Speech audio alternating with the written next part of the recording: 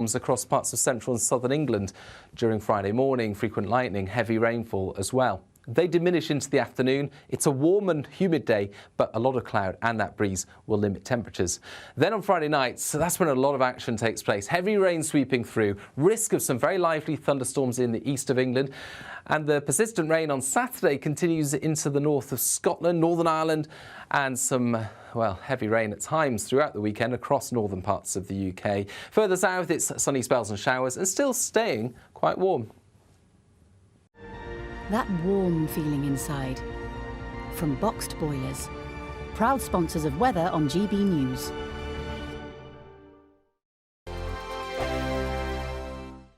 What you get for breakfast is something that, if we do our jobs right, you will wake up to news that you didn't know the night before. It's a conversation. It's not just me and Eamon. We want to get to know you, and we want you to get to know us.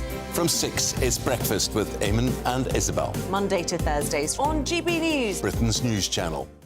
Westminster is going around in ever-decreasing circles, followed by the media. Britain is broken.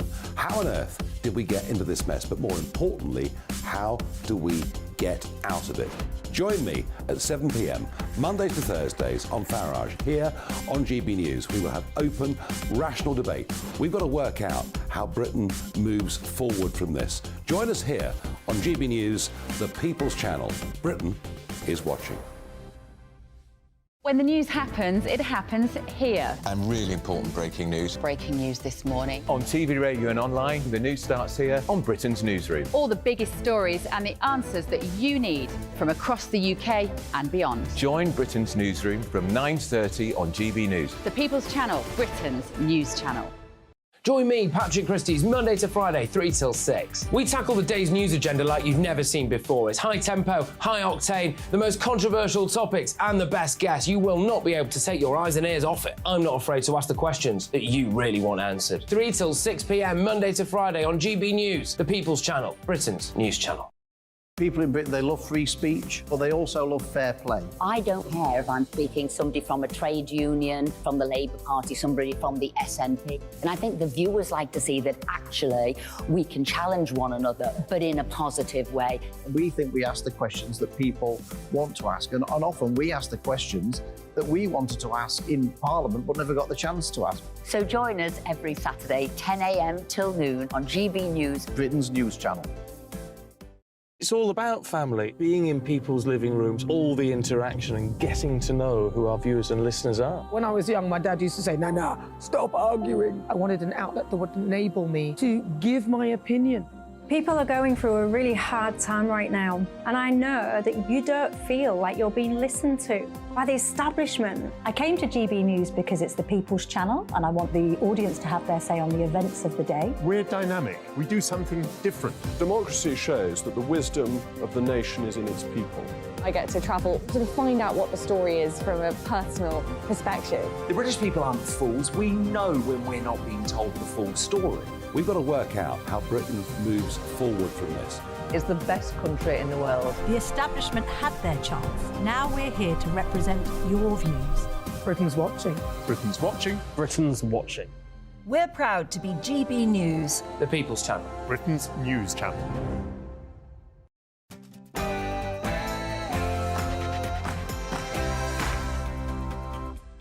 No spin, no bias, no censorship. I'm Dan Wootton. Tonight, the ULEZ expansion is coming. Sadiq Khan is running riot, and the Transport Secretary Mark Harper has the power to stop it all. So why won't he? In my digest next, I'll challenge the Tories to grow a backbone and fight back against the extreme eco agenda. In my superstar panel weigh-in tonight, I'm joined by Alison Pearson, Lord Sean Bailey, and Rebecca Reid. From one ruined capital city to another, the Edinburgh Fringe has cancelled Graham Linehan again as a replacement venue also refuses to platform the talented Father Ted creator. So has free speech officially been destroyed by the woke left? I'll get the view of Fleet Street icon Calvin McKenzie in Uncancelled. Plus, as 550 illegal migrants cross the English Channel in a single day, do you agree with Anne Whittaker that anyone arriving from the perfectly safe country of France has no right to claim asylum? Don't miss Widdy's War on Woke shortly. And as he comes under increasing pressure for his decision not to attend, should the president of the FA, Prince William, get on a plane to Australia to cheer the Lionesses on in the World Cup final? English football legend Peter Shilton takes on Angela Epstein and Rebecca Toomey in the clash. Meanwhile, there's reports that Harry and Meghan have been accepted into a local group of wellness-obsessed hippies dubbed the Montecito Mafia. So as the Duchess prepares to launch her lifestyle blog, The Tig, is she aspiring to be the next Gwyneth Paltrow? My Royal Masterminds, Daddy Colin Campbell and Phil Dampier, have all the inside information. Plus, British national treasure Sir Michael Parkinson has sadly died at the age of 88. The greatest interview ever? There's probably no debate. Are you calling me a liar? No. You're not as... If I had a lower IQ, I could enjoy this interview. Stick around as we pay tribute to Parky later in the show. As ever, you'll get a first look at tomorrow's newspaper front pages hot off the press, and I'll crown my greatest Briton and Union jackass before the night is out. This is Dan Wootton Tonight. Let's go.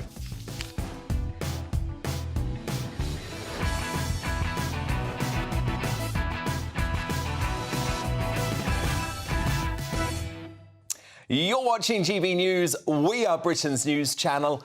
And with you, our loyal viewers, by our side, our plucky little channel has achieved a lot in our 2 short years on air. And in the latest in our underdog success story, I'm delighted to tell you that our YouTube channel, after a little bit of begging from me over the past couple of days, has hit the big 1 million subscriber mark, which is an incredible achievement that pays testament, really, to how much you continue to support us. Now, this show you can watch on YouTube at any time around the world. In fact, you can watch the channel 24/7 on YouTube for free.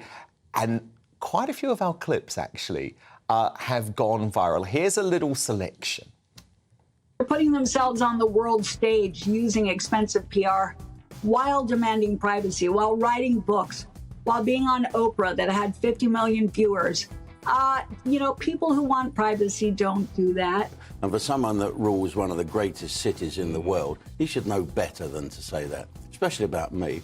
I'm quite hurt. Poor Tim. I'll protect you. In the typical woke ideals, that you don't really get it anymore. You're not allowed to say it. And if you do, you either get censored or you get cancelled. She's not very intelligent. She's not very talented. Nobody in America was watching Suits. She was an actress that was living in Canada. And fortunately for her, and credit to her, she found someone that is dumber than her. And that's the truth, is that Harry's just not a very smart person. So thank you so much to taking us past the 1 million mark on YouTube. It was another big day for GB News as well, with the Don't Kill Cash campaign arriving at Downing Street. We've also hit 300,000 signatures on that important petition. More on that later in the show. First, the news with Polly Middlehurst.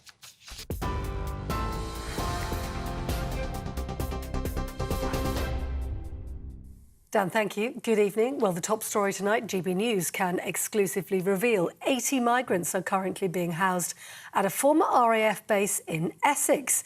It's more than a month after the first group of migrants arrived there. The Wethersfield base near Braintree in Essex is eventually meant to house up to 1,700 people.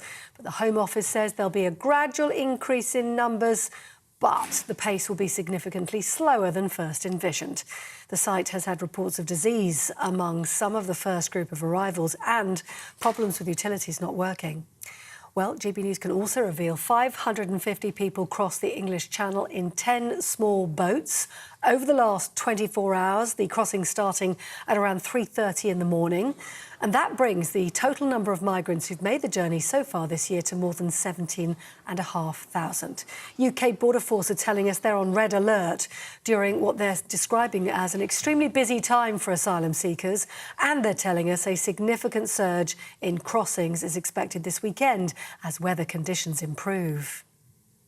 Now, as you've been hearing, GB News has delivered the Don't Kill Cash petition to Downing Street today.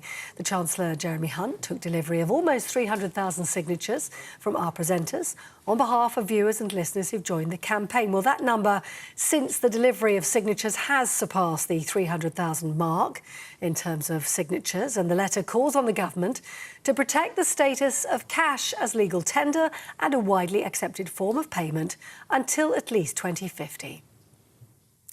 Now, in the other news of the day today, the Saudi Crown Prince has reportedly been advised to visit the UK.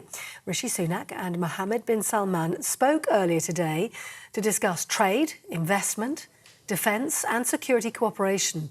The Saudi Crown Prince had been accused of ordering the assassination of the Washington Post writer Jamal Khashoggi at the Saudi consulate in Istanbul in 2018, a charge that he's denied. And as you've been hearing, tributes have been pouring in for the legendary broadcaster Sir Michael Parkinson, who's died at the age of 88. Sir Michael became one of the country's most famous faces through his long-running TV talk show, interviewing some of the world's biggest stars, including Muhammad Ali and Billy Connolly. Comedian Stephen Fry described him as an authentic genius, and he said it had been impossibly thrilling to be a guest on the Parky show. Sir David Attenborough called Sir Michael beyond region or class. He was just himself. He died at home, surrounded by his family after a short illness. Sir Michael Parkinson, who died today.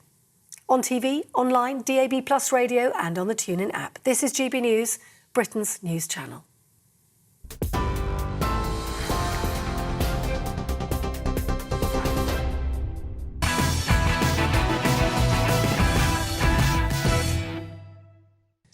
The Conservatives have the narrowest of paths to victory at the next election. But the irony is that they could do it if they embraced real small c values as voters across the globe become increasingly furious at the globalist wokery infecting policies from the environment to gender extremism. So why, every time he's given an opportunity to be bold and prove there's a real difference with slippery Starmer, does Rishi Sunak bottle it? Are the senior Tories who tell me he's accepted he will lose and wants to do so gracefully, are they right? I mean, I really hope not. But issues like the ultra-low emission zone are making me lose all faith. Nigel Farage revealed a genius way for the Transport Secretary Mark Harper to scupper failed London Mayor Sadiq Khan's hated ULEZ scheme, which he's going to extend to the end, at the end of the month. Article 143 of the Greater London Authority Act.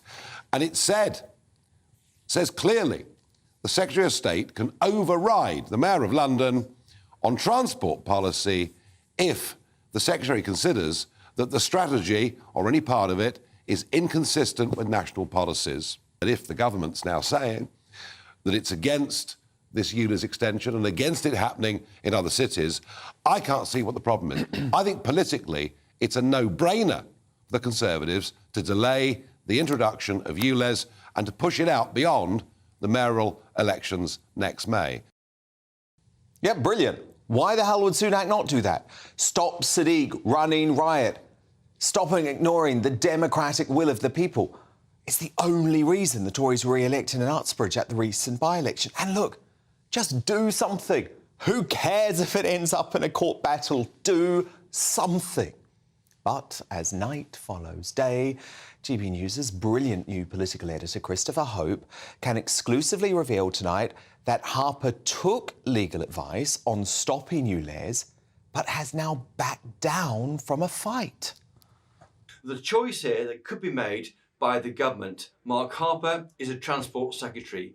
He has the power, in theory, to overrule Sadiq Khan and say this can't go ahead because it might damage the economy of neighbouring areas to London. However, I understand that Mark Harper has taken legal advice to find out that he can't do that. The question now is, will he do it? Politics is about choosing. Will Mark Harper choose to go ahead and overrule Sadiq Khan and halt the expansion? It's about a choice, but will Mark Harper take it? And we know he won't. And how infuriating is that? A bit like Rishi Sunak ruling out a referendum on net zero. Look. I think actually there's agreement on it. I think most people are committed to getting to net zero, but getting there in, as I said, a proportionate and pragmatic way. That seems to me the common sense approach to doing this. I think that has broad support. Really, Rishi? You think hard-working folk will still be committed to net zero when you take away our cars, stop us being able to have new gas boilers, and inflict catastrophic own goals to our economy? By refusing to be up for a real fight versus Khan on ULEZ and refusing to give voters a choice on net zero, I'm beginning to fear Sunak has a political death wish. No wonder one former Tory minister told me earlier this week that genuine discussions are now heating up among terrified Tory backbenchers about a potential challenge via the 1922 committee, which can happen, by the way, from the 25th of October. But to respond now, my superstar panel, top Daily Telegraph columnist Alison Pearson, Conservative peer Lord Bailey, and the author and journalist Rebecca Reid. Now, Alison Pearson, you were absolutely tough on Sunak in your column earlier this week in the Telegraph. You feel like he has given up. I mean, I know it doesn't sound like you. Alison Pearson, tough on a column. But no, look, you want to support him. I know you want to support him, but you feel you can't. Well, I love your hope springs eternal in the Wootton breast, doesn't it, really? You say, when is he going to grow a backbone? They're invertebrates, Dan. They're invertebrates. They're not going to do anything between now and the general election. So we just have to give up? Look, I've told you before, Daily Telegraph readers overwhelmingly say we want them to burn and die because their disillusion is so coruscating for precisely the reasons you've just outlined, all right? They just say, do something that vaguely resembles a Conservative policy. And as you say, the Uxbridge by-election, which they narrowly clung on to, but at least they clung on, and that was absolutely down to the opposition to ULEZ. Sean is Lord Bailey is the world expert on this, and he'll explain it to us later. But that you'd have thought that was a chance to run with this, capitalise on this, capitalise on the fact that, unlike what Rishi Sunak's saying to us, people are perfectly happy and support net zero. Not when someone's charging them £12.50 a day to come into the capital. And I think it is interesting about the legal point, because under the conditions of London becoming sort of devolved, any transport policy in London which is detrimental. I think this is right, isn't it? It's detrimental to outside London, and it clearly is detrimental because enormous numbers of people drive into the capital from, Kent, Surrey, Hertfordshire. And let's have a shout out, Dan, to the county councils of Kent, Surrey and Hertfordshire, which are refusing to put up the ULEZ signage. Go for it. I know. He's got a lot of trouble there. Great to have you back, Alison Pearson. We've missed you. Sean, it's infuriating, isn't it, that Rishi doesn't just give this a go? I mean, seriously, what is there to lose now? Your party opposes ULEZ. There is a clear opportunity here, as Alison says, to use Article 143 of the Greater London Authority Act. Why not just try it? Even if it ends up in a court battle, at least you're showing that you're It won't doing end up in a court battle because it's there in the rules. But actually, I think it's poor politics. What you're doing is showing the difference between what a Labour administration would do and what a Conservative administration would do. And if you actually believe in democracy, he was given the powers, he's enacting the powers in the way he wants. We think it's incorrect. If you want to stop Sadiq Khan, vote against him. That's the most effective way of stopping him. More chance of Susan Hall, of course, going to be competing against Khan at the election next year. More chance of her winning if the ruinous scheme is actually... Yes, that's right. And there's a deeper thing of democracy. You can't give the power when it doesn't suit you, take it back. And actually, it's poor politics. What Mark Harper has done is manoeuvred himself into the firing line, because people rightly sit at home and say, well, why don't you do this, Mark, if you can? It's because we believe in democracy and the proper devolved powers. And just to talk about a net zero referendum, that's the stupidest idea I've ever heard in my life. Why? Referendums are divisive, they're not legally bounding, and they just lead to fights. You either do it or you don't. He has made it quite clear, he being the Prime Minister, that is in favour of net zero, so people know what they're voting for or voting against. But we didn't know. He should just come out and say, I'm not going to do it. Yeah. Simple as that. A referendum, for me, would be copying out. He's correct not to deliver a referendum. If he's correct in the policies pursuing, remains to be seen. The public have a general election to express themselves, but he should stick to his guns, no referendum. But what he should do is be very clear about what he's going to do, and I've said it once and I'll keep saying it. What will Keir Starmer do? He must make sure that question is answered publicly. But as Alistair Heath and the Daily Telegraph pointed out very recently, it actually doesn't matter who's in charge, because while we are sticking to a net zero agenda, our economy is basically, Rebecca Reid, for the next 2 decades, for want of a better word, screwed. I don't think it's necessarily screwed, but I do understand that if you want better air quality and you want to be committed to an environmentalist agenda, it does have an impact. The question is, for some people, that's worth it, and for some people, it's not. And there are examples where the people who like the green agenda are very insulated from it because they're already wealthy. And I think that's where it becomes a problem. But I think this isn't the silver bullet that you suggested is for Rishi Sunak, because there is still a very significant portion of Conservatives who are quite sort of King Charles-esque in their liking the environment. Who's talking about voting Labour. Yeah, and Boris and Carrie, very, very green. Like, this is not the easy win that I think we're talking about it as. They are struggling with a very divided party in lots of ways. I think if they felt like saying something mean about the environment would get them some votes, they would do it in a heartbeat. Alison, I think that's all going to change. It's all going to change over the next few years. I think net zero is going to become the defining political issue of the next decade. I know what Rebecca's saying, but I think it's because people support it because they think, oh, it's cleaner this, cleaner air. It sounds nice, doesn't it? Sounds nice. Yeah. Who could object to that? We all want cleaner beaches, cleaner seas. Everybody wants a cleaner atmosphere, and the sooner we can move away from dirty energy, frankly, the better. But we're doing. What people don't know is that the technology doesn't exist to hit these targets. So our government is driving us towards the precipice with no means of getting down safely. It's absolutely astonishing, the lack of energy security. And even if we hit the target, which we're not going to, by the way, because all the materials we need We're not going to to hit any of the targets. No, we're nowhere near it. But it's good to have targets that are tricky. That's why you have a target, right? There's tricky and there's unrealistic, and there's the impact. There's the impact that these targets will have on us. To destroy it's the not lives. Going to destroy lives. It's not destroy is a very emotive way of discussing it. It's not destroying it. I'm sorry. When you're taking away the cars of working class folk, especially when they rely on it for work, I'm sorry, that equals destroying lives. No, the big part is taking away our security. Look, the Prime Minister's made it quite clear. He's following this net zero agenda. What he needs to be is clear about what he'll actually do. Nobody objects to clean environment. What people object to is a huge cost and no end to that. By the way, cost. I'm going to repeat it again. I call net zero nut zero. At the same time, I am an environmentalist. And I don't care if people say those two things are not compatible, because they are. They are. It is what's the possible to... alternative? The alternative is that we continue doing what we're doing at a calm pace that our economy can actually cope with.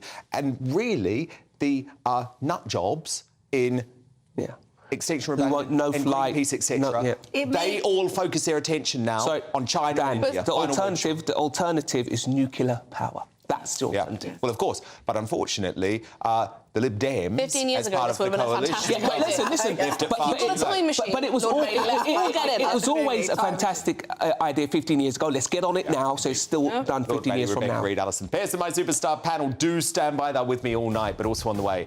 Anne Widdecombe, is she right that there's no merit in any claim for asylum if an illegal migrant has arrived from the safe space of France? Widdy makes her case shortly, but up next in The Clash. Should Prince William, as president of the FA, travel to Australia to watch the Lionesses in the Women's World Cup final? Rebecca Toomey faces Angela Epstein and former England goalkeeper Peter Shilton. But what do you think? Dan at gbnews.com. Vote in our poll at GBNews on Twitter. Back after this. What you get for breakfast is something that, if we do our jobs right, you will wake up to news that you didn't know the night before. It's a conversation. It's not just me and Eamon. We want to get to know you, and we want you to get to know us. From 6, it's Breakfast with Eamon and Isabel. Monday to Thursdays on GB News, Britain's news channel. Westminster is going around in ever-decreasing circles, followed by the media. Britain is broken. How on earth did we get into this mess? But more importantly, how do we get out of it? Join me at 7 p.m, Mondays to Thursdays on Farage, here on GB News. We will have open, rational debate. We've got to work out how Britain moves forward from this. Join us here on GB News, the People's Channel. Britain is watching. When the news happens, it happens here. And really important breaking news. Breaking news this morning. On TV, radio and online, the news starts here on Britain's newsroom. All the biggest stories and the answers that you need from across the UK and beyond. Join Britain's newsroom from 9:30 on GB News. The People's Channel, Britain's news channel. Join me, Patrick Christie's Monday to Friday, 3 till 6. We tackle the day's news agenda like you've never seen before. It's high tempo, high octane, the most controversial topics and the best guests. You will not be able to take your eyes and ears off it. I'm not afraid to ask the questions that you really want answered. 3 till 6 p.m, Monday to Friday on GB News, the People's Channel, Britain's news channel. People in Britain, they love free speech, but they also love fair play. I don't care if I'm speaking somebody from a trade union, from the Labour Party, somebody from the SNP. And I think the viewers like to see that actually we can challenge one another, but in a positive way. We think we ask the questions that people want to ask, and often we ask the questions that we wanted to ask in Parliament but never got the chance to ask. So join us every Saturday, 10 a.m. till noon on GB News, Britain's news channel. Hi, I'm Dan Wootton. You can watch me live on GB News Monday to Thursday from 9 p.m. And did you know that you can also watch and listen live on our website, gbnews.com? You'll always be up to date on the latest breaking news, as well as enjoying the best stories, opinions and shows. You can even join the debate under our live player as you're watching. So head straight to gbnews.com on TV, radio and online. GB News, Britain's news channel. It's all about family, being in people's living rooms, all the interaction and getting to know who our viewers and listeners are. When I was young, my dad used to say, "Nah, stop arguing." I wanted an outlet that would enable me to give my opinion. People are going through a really hard time right now, and I know that you don't feel like you're being listened to by the establishment. I came to GB News because it's the People's Channel, and I want the audience to have their say on the events of the day. We're dynamic. We do something different. Democracy shows that the wisdom of the nation is in its people. I get to travel to find out what the story is from a personal perspective. The British people aren't fools. We know when we're not being told the full story. We've got to work out how Britain moves forward from this. It's the best country in the world. The establishment had their chance. Now we're here to represent your views. Britain's watching. Britain's watching. Britain's watching. We're proud to be GB News, The People's Channel, Britain's news channel.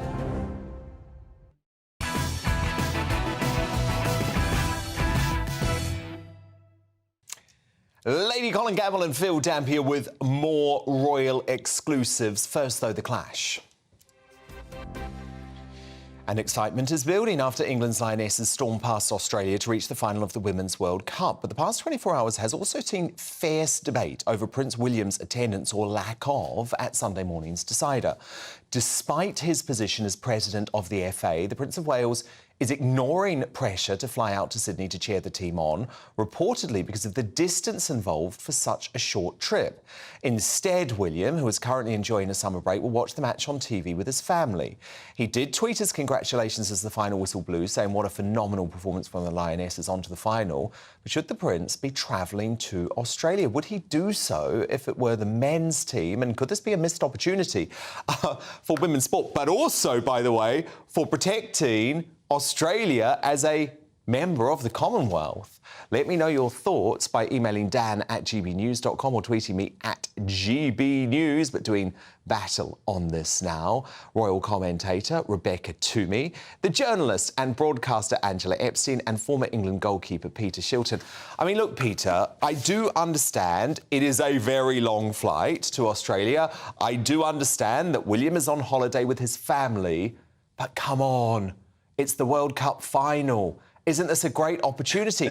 It seems like a win-win. You know, he could take George. The Aussies would love him. You know, at the moment, there's lots of talk that they might become a republic. Plus, imagine the brownie points to be there, potentially see an England team lift a World Cup for the first time since '66. Yeah, exactly, Dan. Obviously, as you said earlier on, he is the president of the FA. I mean, I'm a great admirer of William and Kate for the amount of work Yep, that me they too. do. They're a very hard-working couple. You know, they're out there all the time meeting people. But this is a one-off, a World Cup. You know, a man's World Cup or a woman's World Cup, and you know, thankfully the ladies have have got right through to the final, and what a performance. And it's, I don't think he should be arranging his holidays around when the World Cup's on, for the simple reason of what's happened. And he obviously feels it's a long way to go.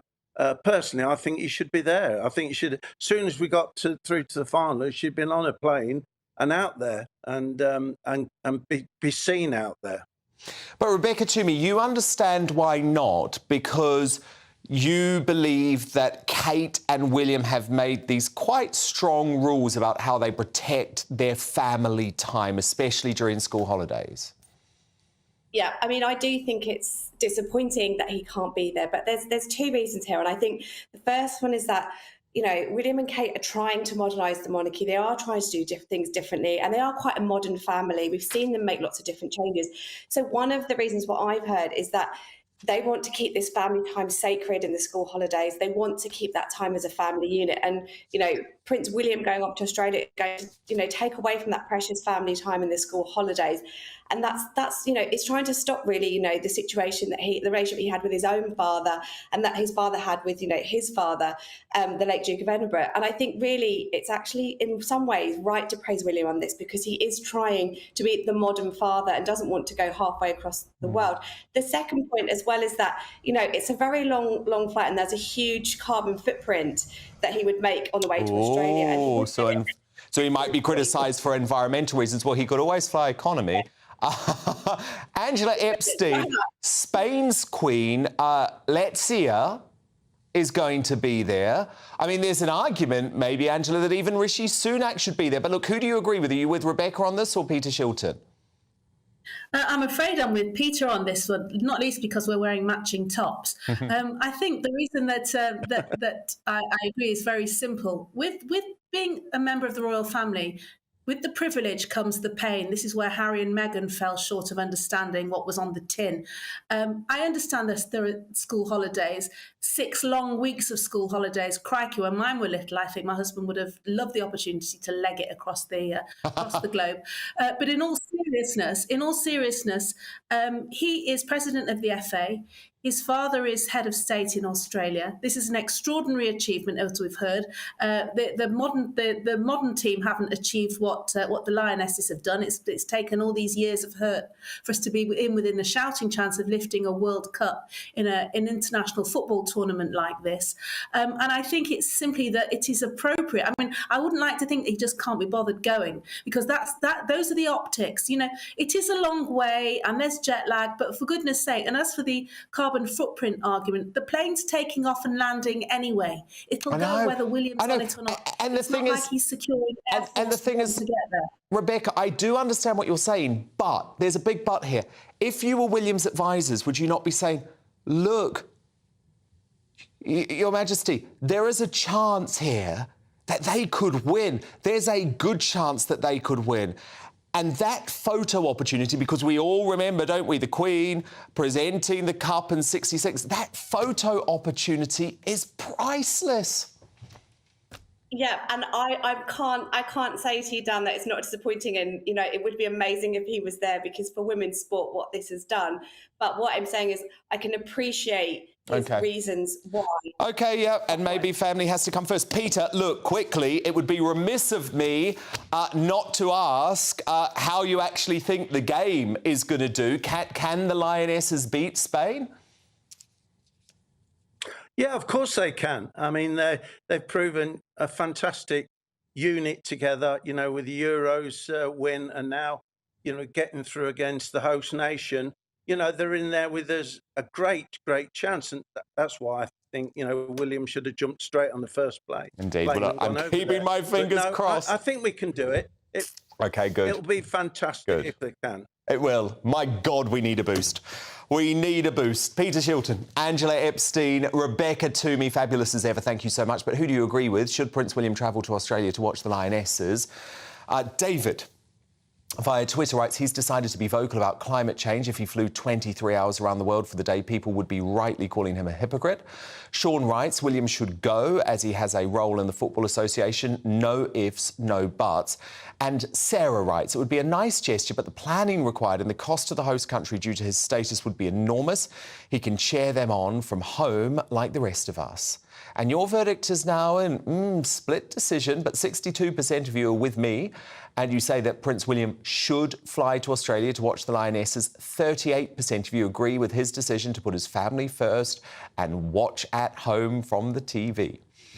Now, Fleet Street legend Cuthbert Mackenzie will react to Graham Linehan being cancelled again today at the Edinburgh Fringe. Can you believe that? First, though, the weather.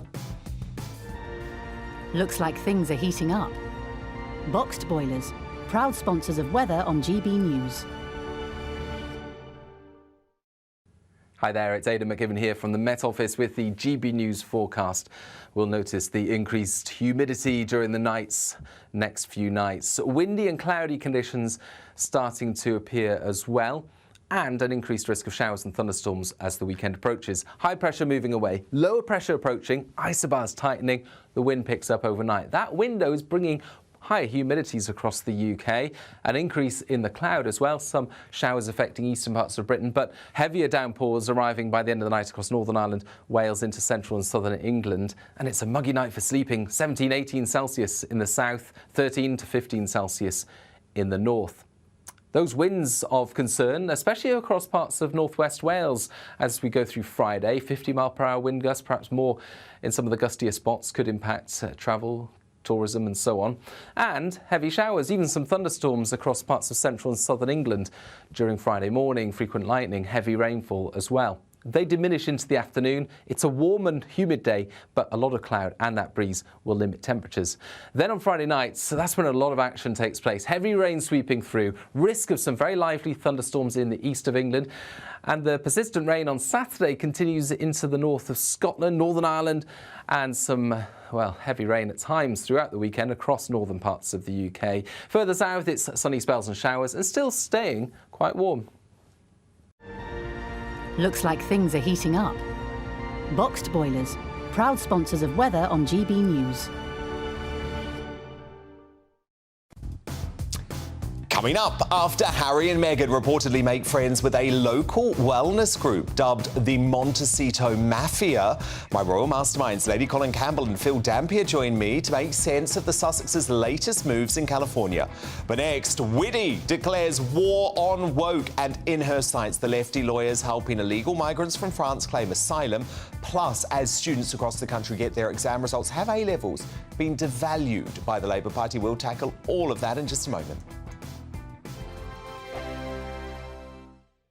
The Live Desk with me, Mark Longhurst. And me, Pip Thompson. It's here Monday to Friday on GB News. From midday, we'll bring you the news as it breaks, whenever it's happening and wherever it's happening, from across the UK and around the world. Refreshing, feisty, but with a bit of fun too. If it matters to you, we'll have it covered on TV, radio and online. Join the Live Desk on GB News, the People's Channel, Britain's news channel.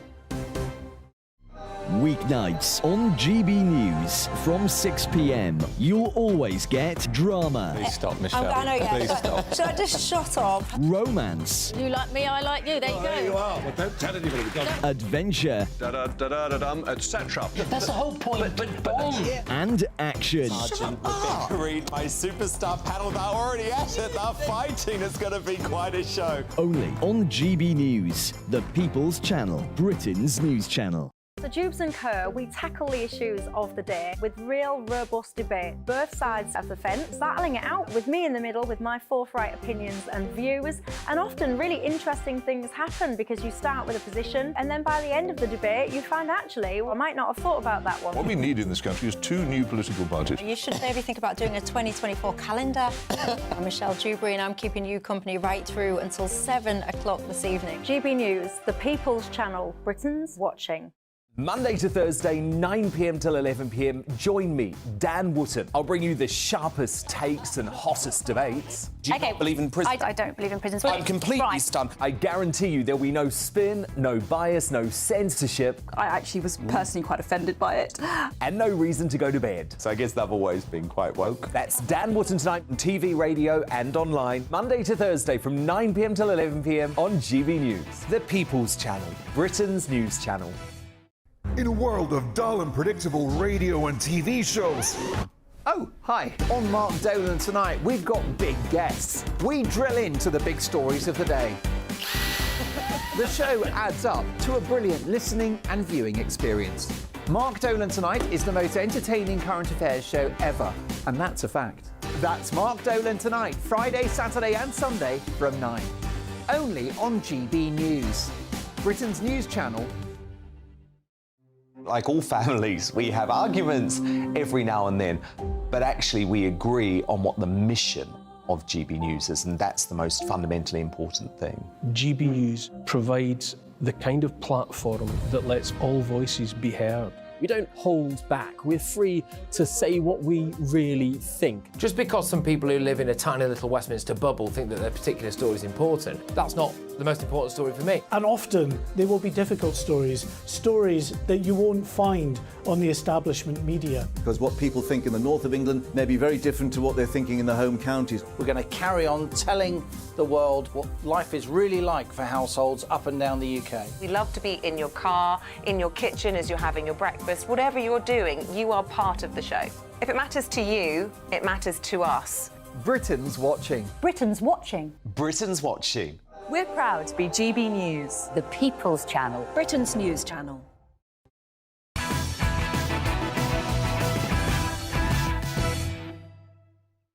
Lady Colin Campbell and Phil Dampy with big news out of Montecito shortly. First, though, Big Woody style with former Tory Minister Anne Widdecombe. And the invasion of our southern border continues, with 550 migrants crossing the English Channel in the past 24 hours, pushing the official total of illegal arrivals to over 17,000 for the year. The latest horde comes as a war of word breaks out in Westminster following claims that the EU has rejected Rishi Sunak's plea for a post-Brexit migrant returns deal to ease the small rights crisis.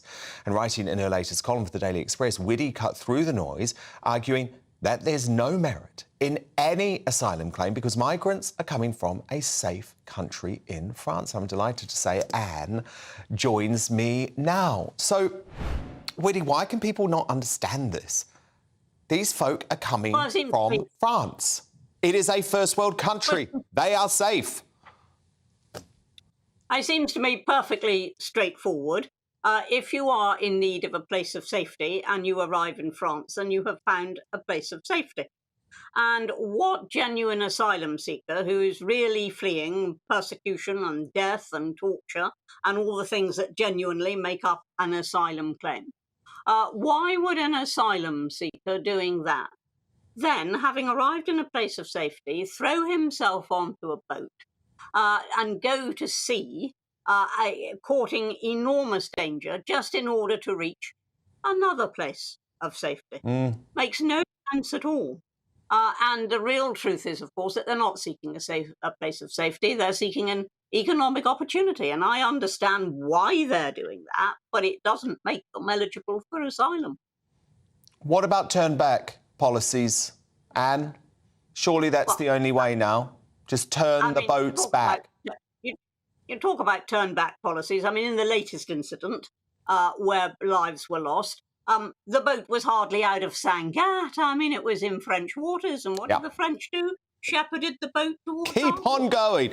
Keep on going till the British Navy takes over. It's ludicrous. And Rishi Sunak pays millions of pounds, hundreds of millions of pounds to France for them to do that. He should stop relying on France, stop creeping to the EU in the hopes that they'll be terribly kind to us, because they are not going to. That's it. And sort the darn situation out. That's what he's in government to do. He's the Prime Minister of Great Britain. What is he doing looking to France and the EU to solve his problems? No, here. OK, Widdy, let's continue your war on woke now. And today, teenagers across the country received their A-level results with over 27% of exams graded A or A star, a slight decrease from last year. But Anne, you think that number is still far too high and that blame lies with the Labour Party? Well, it certainly does. I mean, it was the Labour Party under which, it was under the Labour Party that a grade inflation really took off, fuelled largely by Tony Blair's ludicrous ambition that 50% of the population should go to university. Now, 50% of the population should not go to university, and it's extremely damaging to things like apprenticeships and vocational training when you hold up university as the only, possible option. But of course, in order to achieve that, grades have been inflated. And so I think that the A-level will only be worth anything at all and worthy of respect when only a few people get A stars, because that standard should be so challenging that it is not the norm to reach it. It absolutely isn't. And I'm the very proud great aunt of somebody who's got 3 A stars. And is off to Durham to read maths, and I've been exulting all day over it, particularly this year when it was predicted that there would be a slight fall in grade inflation. But there needs to be more than a slight fall in grade inflation. We need to have very firm boundaries. You don't get an A unless you've reached a particular percentage, and that percentage should not be modified because nobody else in the country managed to reach it. That's not the point. The point is, here is the yardstick. This is what we go by. And we need to get rid of this awful prescriptive marking whereby you have certain points that you have to make and these get ticked off. And that, heaven spare us, constitutes an answer. I want to go back to the days when students thought for themselves. Chance would be a fine thing. Widdy, thank you so much. We'll speak next week. But coming up, as needy locals lose out to refugees for 12 homes in a posh new build estate, why are we putting Brits at the back of the housing queue? I'll discuss that with my superstar panel when they return in the Media Buzz. But next, as the Sussexes reportedly grow closer to a wellness group dubbed the Montecito Mafia, is Meghan Markle's latest ambition to be the new Gwyneth Paltrow. My royal masterminds, Lady Colin Campbell and Phil Dampier, with inside information straight after the break. Monday to Thursday nights on GB News. At 6, it's Dubes & Co. 7 o'clock, Farage. At 8, join Jacob Rees-Mogg. And at 9, Dan Wootton Tonight, followed by Headliners. On TV, radio and online. This is GB News. Now then, Lee Anderson here. Join me on GB News on my show, The Real World, every Friday at 7 p.m. I'm not eating bloody cat. Are you Delicious. mental? Open your mouth. OK, here comes a train. Reminds me of the scene in Singing in the Rain. Adam, is that a good one? Whoa! Join me at 7 on GB News, Britain's news channel. Join me, Camilla Tominey, on Sunday mornings from 9:30, taking the politicians to task and breaking out of SW1 to see how their decisions are affecting you across the UK. Bursting the Westminster bubble every Sunday morning, only on GB News, the People's Channel. Britain's watching. Join us every night on GB News at 11 p.m. for Headliners, which is 3 top comedians going through the next day's news stories, which is exactly what you need, because when the establishment has gone crazy, you need some craziness to make sense of it. So join us 11 p.m. every night on GB News, the People's Channel, Britain's news channel. I'm Andrew Doyle. Join me at 7 o'clock every Sunday night for Free Speech Nation, the show where I tackle the week's biggest stories in politics and current affairs with the help of my 2 comedian panellists and a variety of special guests. Free Speech Nation, Sunday nights from 7 on GB News, the People's Channel, Britain's news channel.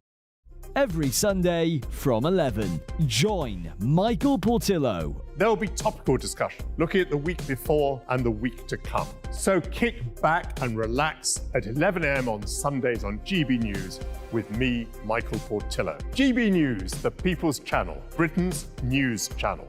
I joined GB News because I was sick and tired of not hearing my views being represented, not just mine, but so many people that I knew and spoke to. I just couldn't get my voice out there. I couldn't say anything, I couldn't do anything. Whatever the narrative was, I kind of had to follow it. GB News is there to provide a voice for those who have been ignored by the establishment media. We think different things, we've got a different style. GB News is here to be optimistic and positive about the future. It's real kind of dynamic and flowing, with the audience very much at the heart of it, like a big family. Here at GB News, we talk about the things that matter to you. Hearing the voices from right across our towns and cities, especially our towns. All sides of the argument represented with a heavy dose of opinion. We're on a mission here to make a difference. And the GB News family really is here for you, and whatever time of day you can watch or listen. Britain's watching. Britain's watching. We're proud to be GB News. The People's Channel. Britain's news channel.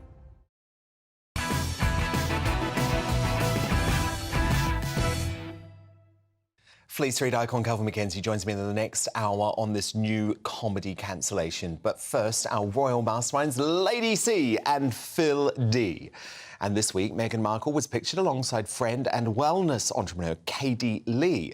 And according to a fascinating expose in the Sun newspaper, the Sussexes are spending more and more time with these kind of health-conscious hotshots.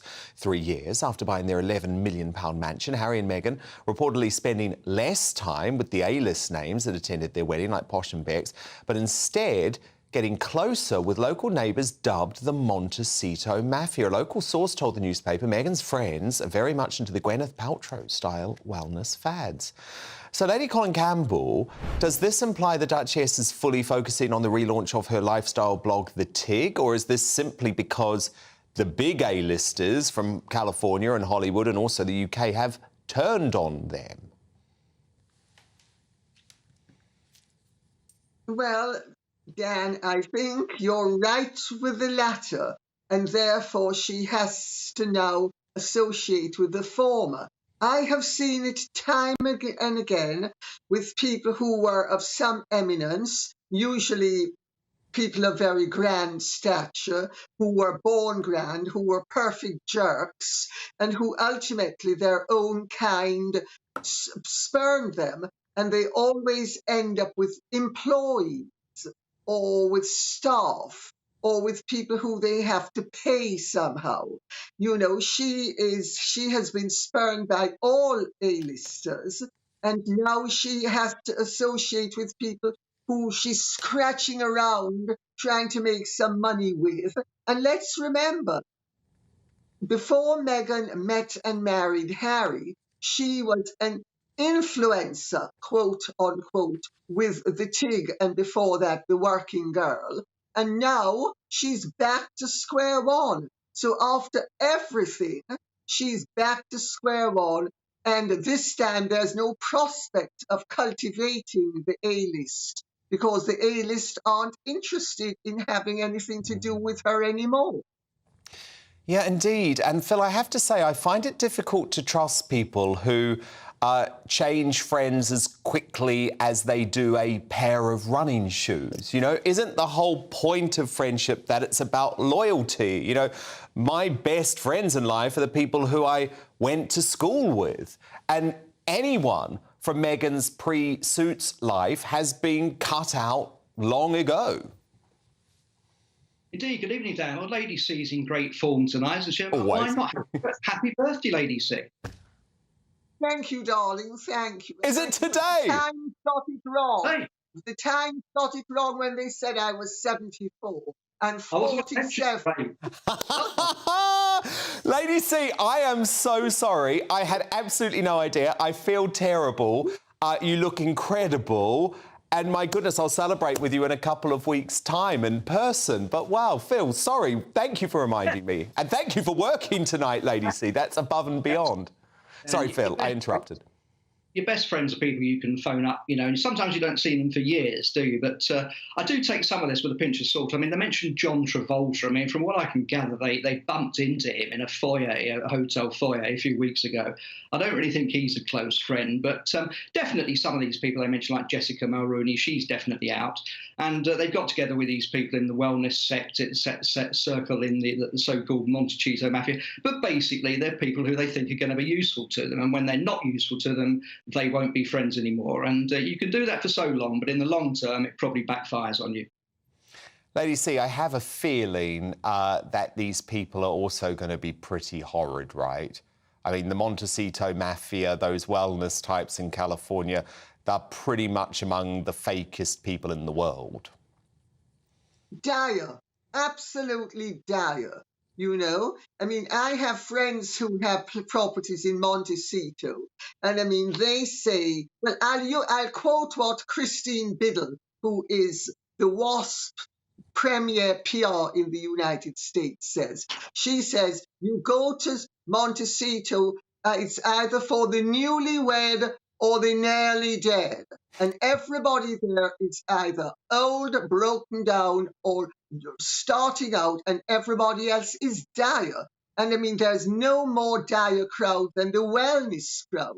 They, with their esoteric new age rubbish and buying rubbish and slapping it on their bodies. I mean, crazy, just ridiculous people. Yeah, no, indeed. They very much are, Lady C. Oh, my goodness, on amazing form on her birthday. But look, things still aren't great for the couple here in the UK as well, because Prince Harry's arch nemesis and long-serving palace advisor Sir Edward Young has received a rare honour from the King. So Sir Edward, who was the late Queen Elizabeth's most senior aide, has been appointed as King Charles's permanent Lord-in-Waiting. He, you will remember, came to the public's attention after the release of Harry's hatchet job Spare, where he was nicknamed the Bee and accused of consolidating power through a series of bold Machiavellian manoeuvres. The Duke has also criticised Sir Edward's involvement in the decision to remove his Met Police bodyguards, citing significant tensions between them. So, Phil, I guess this shows why it would have been very difficult for Harry to have stayed in the royal family, because he would have hated a decision like this. Yeah, I mean, he was incredibly rude, wasn't he, to the courtiers in Spare, not just the Bee, as he called Lord Young, but other courtiers as well. And I think this shows the King is giving them a show of support. He knows that they did their best in very, very difficult circumstances. We had Prince Philip's deaths, we had the COVID pandemic, and then, of course, the Queen being ill and eventually dying. They did their best. And to call them a bunch of, I think he called them Machiavellian white middle-aged men, as if that was something that was detrimental to them, it was incredibly that's the worst thing. That's the worst thing, right? If you're Meghan Markle, the worst thing to be is a straight, white, middle-aged man. Funny, because that's who she's married to. But she doesn't like him much either, does she? This is a job for life he's given to Lord Young, and he can represent him at events he can't go to. Yeah. And it's a show of fault, and slowly but surely, as we discussed the other week, it's death by a thousand cuts. He's putting clear blue water between himself and Harry and Meghan. No, indeed. Now, look, Lady C, it's come to light that Harry and Meghan can still legally use their HRH titles after paperwork granting the honour was never annulled. That sort of goes against, doesn't it, the fact that they were removed from the royal website? What's going on here? Well, the fact of the matter is there are precedents for this before. For instance, Princess Maud, Countess of South Esk, who was the granddaughter of Edward VII, when her cousin George V acceded to the throne, he instructed her to cease and desist being referred to as Her Highness Princess Maud, and that she was to be referred to only thereafter as Lady South Esk, which indeed she was, including in the court circular. However, during the coronation, she had the robes of a princess, and she wore the robes of a princess. So there are precedents for various members of the royal family from the past, and this is just but one, who are prevented from using their Royal Highness titles or in Princess Maud's case, her princely title, but they still have it legally. They're just not allowed to use it. And I would imagine if Harry and Meghan started to advertise themselves as His and Her Royal Highness the Duke and Duchess of Sussex, they could well be stripped of them. But in the meantime, there's no need for stripping them of them, because they are just prevented from using them, and everybody knows it. Got it. So, Phil, maybe it's something like they'll just be monitored. Yeah, I think it's nice. It's a weapon, isn't it, for the king to have behind his back, isn't it? It's something that he's got there. If he needs the nuclear option, he's got it. And, we always knew that they were going to keep the titles but not use them. That was part of the agreement with the Queen. But I think it's useful for him to have it there should he need it. But I don't see him using it in the near future at all. Unless Phil Dampier and our beautiful birthday girl, Lady Colin Campbell, thank you so much. We'll speak on Monday. But coming up, should Prince Harry's US visa application be made public to see if he admitted previous drug use? The scandal has now inspired brand new legislation in America, and I'll be joined by Greg Stubbe, the Florida congressman behind the SPARE Act, shortly.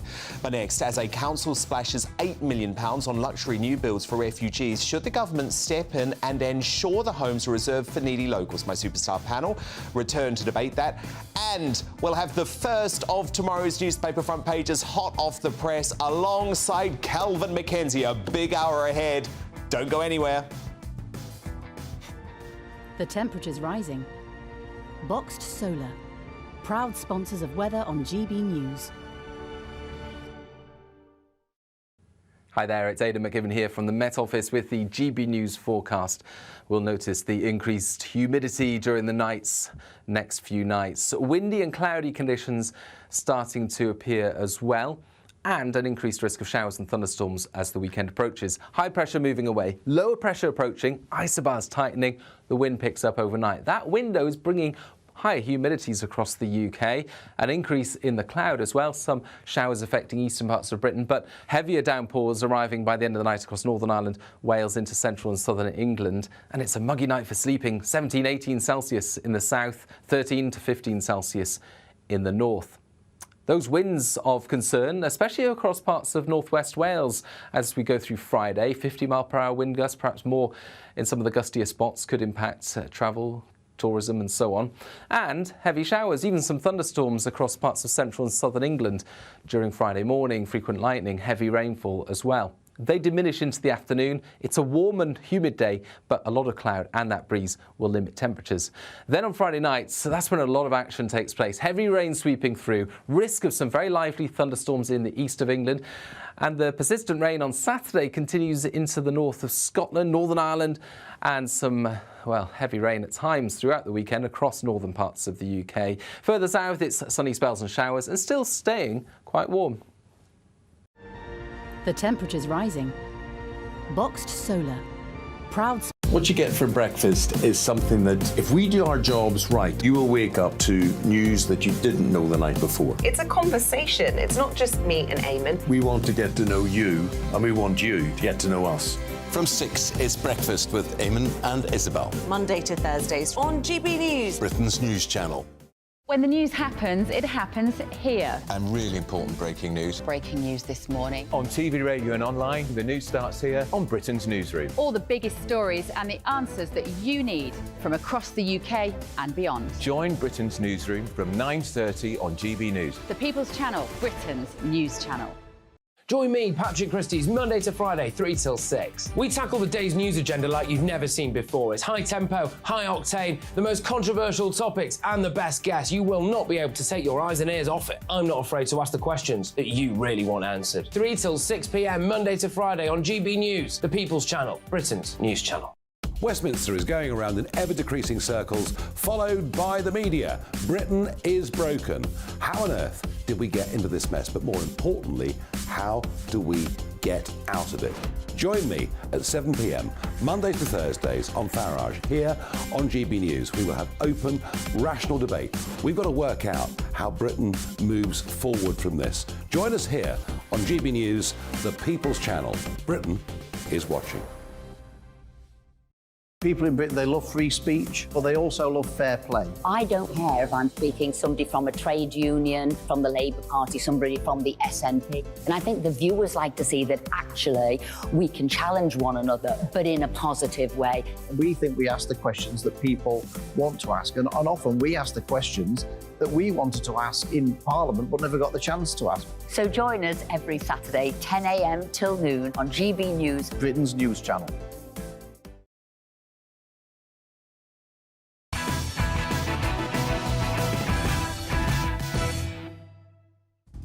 It's 10 p.m. I'm Dan Wootton. Tonight, our migration nation goes 5-star. Furious locals in a Lincolnshire town slam their council for snapping up 12 luxury new builds worth £8 million and giving them to refugees instead of needy British families. So, should the government step in and ensure the new homes are reserved for locals? That's the big debate next with my superstar panel. And tonight, I'm joined by Alison Pearson, Lord Bailey and Rebecca Reid. Also coming up, as Father Ted creator Graham Linehan is cancelled again by his replacement comedy venue in Edinburgh, can we officially declare the woke left have destroyed free speech? Fleet Street legend Calvin McKenzie also gets stuck into whether Prince William should be at England's World Cup final on Sunday. He's uncancelled later. Meanwhile, GB News marches on Downing Street in the next phase of our Don't Kill Cash campaign. And after delivering a 300,000-strong petition to Jeremy Hunt demanding cash is protected until 2050, the government tonight made its first concessions. I'll bring you the full details of our fight for your financial future shortly. Plus, rest in peace to the humble container's son who became Britain's most legendary interviewer. Are you calling me a liar? No. You're not as... If I had a lower IQ, I could enjoy this interview. I pay tribute to the late, great Sir Michael Parkinson and share with you some of the best memories from his 50-year talk show career. And the US congressman whose new SPARE Act, named after Prince Harry's tell-all memoir, could ensure drug users like the Duke are forced to declare their history when applying for American visas. Greg Stubbe will tell me if he thinks there's a chance Harry could be deported. He's live for an exclusive interview shortly. And I'll crown my final greatest Britain and Union jackass of the week. We'll have tomorrow's newspaper front pages for you too. First, though, the news with Polly Middlehurst.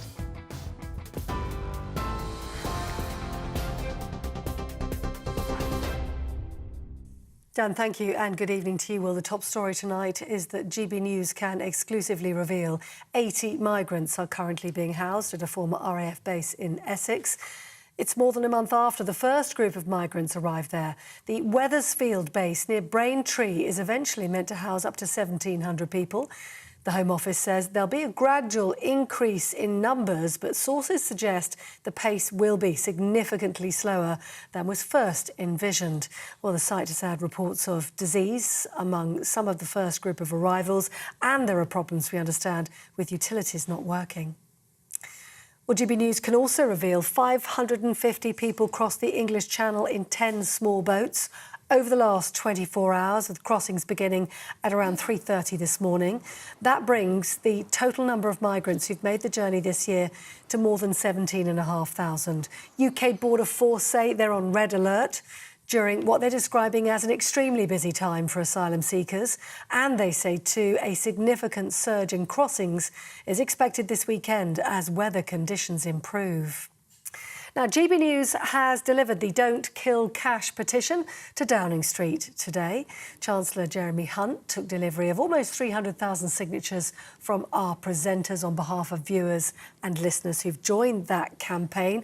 Well, since that petition was delivered this morning, the number has surpassed 300,000 people signing that petition, the letter calling on the government to protect the status of cash as legal tender and a widely accepted form of payment until at least 2050.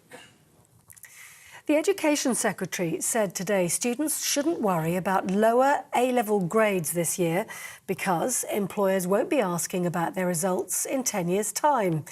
Around 73,000 fewer A's or A stars were awarded this year compared to last year as part of a plan to return to grades of pre-pandemic levels. Results in 2020 and 2021 were based on teacher assessments. The number of students accepted for a place at university is also down 2.6% on last year. And as you've been hearing, tributes are being paid to the legendary broadcaster Sir Michael Parkinson, who died at the age of 88 today. Sir Michael became one of the country's most famous faces through his long-running TV talk show, interviewing some of the world's biggest names, including Muhammad Ali and Billy Connolly.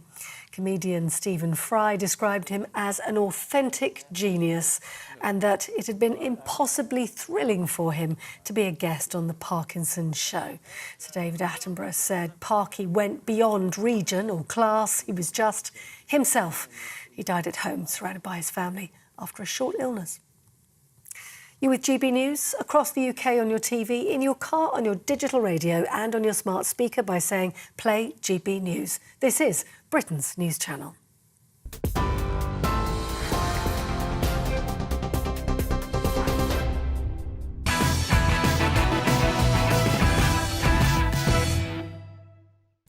Tomorrow's news tonight now in our Media Buzz. First front pages are in. And you won't be surprised to see this. These are going to be some historic front pages tonight. Goodbye to the best. That's the Metro's tribute to legendary talk show host Sir Michael Parkinson, who died today at the age of 88. The newspaper says the Yorkshireman charmed the world's most famous stars, from Muhammad Ali to Madonna. The Independent, though, while it does carry a picture of Parky, their king of the TV chat show, with another recently departed legend, Barry Humphries, its lead story is about Peter Higgs, the British Museum curator who has been sacked after rare artefacts went missing from the museum's collections. However, he says he's innocent, and his family are here protesting, saying that his name has been dragged through the mud. My superstar panel back with me now. Top Daily Telegraph columnist Alison Pearson, Conservative peer Lord Bailey, and the author and journalist Rebecca Reid. Now, furious residents of a quaint Lincolnshire town have slammed their council after it snapped up 12 luxury new-build homes for refugees instead of desperate locals. South Kesteven District Council plans to house individuals from Afghanistan in expensive 2- and 3-bedroom properties with plush gardens on the £1.8 million estate in rural Langtoft. But locals have insisted that they should be prioritised, with the Cabinet Office confirming that there are 5 families in the area who are currently on the housing register. Meanwhile, today, GB News exclusively revealed that only 80 migrants are currently housed at RAF Wethersfield, a month on from the first arrivals. So, Alison Pearson, isn't there such an issue here? We already have a housing crisis in this country. If new homes are now also being given to migrants, we're in real trouble. Yeah, I think this is just another example, isn't it, of the way that immigration, refugees, how it's all skewing the housing system. I mean, a statistic that stands out for me, Dan, is half of under 25s are still living at home with their parents now. I've got 2 kids in their 20s. Really hard to get a room in a scuzzy flat. So we read about... Rents are out of control. Rents are absolutely out of control. I mean, they can hardly earn enough money to pay the rent like other parents, where having to chip in as and when. That's just standard. And, of course, there are lots of kids where the parents can't chip in. So when we hear about stories like this, obviously there's going to be extreme resentment and anger. South Kesteven District Council, ironically, that's Margaret Thatcher's old patch. If only she was with us, Dan, to tell South Kesteven District Council what she thinks about this. I don't think she would be housing these migrants in new homes, would she, Alison? No. I think they would probably be in tents, and I don't think there's anything wrong with that. I think they'd be living in their own cagoules. We've bought the tents. Honestly, this is what I can't understand, right? This government has spent millions and millions of pounds on tents. They're nice tents, they're completely fine, they completely pass any UN human rights standards. Those tents could all be erected at RAF Wethersfield. Instead, we only have 80 people. inside. What is going on, Sean? I still have a problem with the tents because I don't think we should be turning any part of Britain into a refugee camp. That's my first start. I will say this, though. Where are they going to go? I'll get to that. I will say this, though. To pick up on Adson's theme, this is the kind of thing that generates animosity. Yes. I grew up in a council home, and one of the things was there was always a long waiting list. The idea that people be parachuted to the front, no matter who they are, is distressing. And what makes this tougher is that we equate economic migrants with people who are seeking asylum. They all get mixed together, and the bad side of that is things like this that create animosity. But what I really should want people to focus on, if the government are going to take in lots of asylum seekers, they need to provide the money to local councils. This local council's probably done the only thing it could do, but with the money it has, what should happen, the government should be housing these people. Wherever they house them, it should be the responsibility of the government, not local authorities. Rebecca Reed? I think this is a bit of a non-story because these aren't migrants, these are refugees. That's a different thing. I actually don't send me home, but I agree with Sean. I think there's a problem when you conflate 25-year-old economic migrants from Albania who want a better life. I respect it. I'd do the same if I were them. But that is different from these people. These are Ukrainian and Afghanistani refugees. That is a different thing. This is also kind of... It actually doesn't need to be as much of an issue as it is. There are only 5 families in this place that need a home.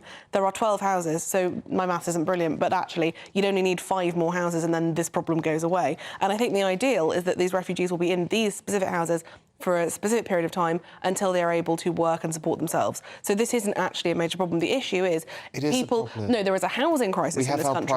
That is a problem. What? So you would like these families, and these are Ukrainian families, you would like children to sleep in tents. You think that's better? I just do not believe... Do you think a Ukrainian family with children should be in a tent at RAF, whatever it's called? No, but I do not believe that they should be taking new homes, given the housing crisis that we have. But they're not being given it for life. They're not being given it forever. And given the Brits who cannot find homes. I just think the priority... So what should happen to a Ukrainian family with children? Where should they be? I agree with you to a point, but let's be clear. If you house these people, you legally have an obligation to house them forever. They're unlikely to be able to get their own accommodation. The local families have shown you that because they couldn't afford their own accommodation. And they have a head start in it for years. And the bottom line is the government should be providing the funds for this. And Rebecca, there's a macro point here, and this is what I've been talking about, and this is why I get so annoyed with your view of let's fling open the borders, because do you not understand? It's the needy people who end up missing out. But these are the needy people. But they're missing out because people like you allow not missing out. They've got a lovely house. They're not missing out. They've got a lovely new build. Economic migrants into the country. You're missing the point. You're talking about two different sets of people. You're saying it's working out for the refugees. Dan is suggesting it isn't working out for the local people.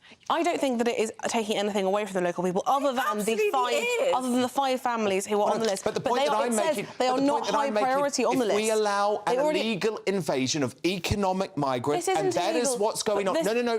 Listen to my point of economic migrants, then genuine refugees like these people will not end up being allowed to be housed in this country. That's the consequence. I'm willing to entertain that as a concept, but this is not about that. This is about actual refugees from actual war-torn countries who need somewhere to live, and the council making a pragmatic decision. Unfortunately, because we're housing so many illegals, we do not have... No, it's because we don't have enough houses. Well, that's the point too. The reason this is conducted, the council was acting secretively, not transparently, and we know why that is, because the government and local councils are trying to hide from the British people the extent they're going to, the money they're spending. Just one key point here, Serco, which is the organisation which is finding accommodation. Readers have written to me to say that as landlords, they've been invited by Serco to go along to meetings and been told they're going to have a 7-year sweetheart deal to pay taxpayers' money to the landlords to give the accommodation to illegal migrants,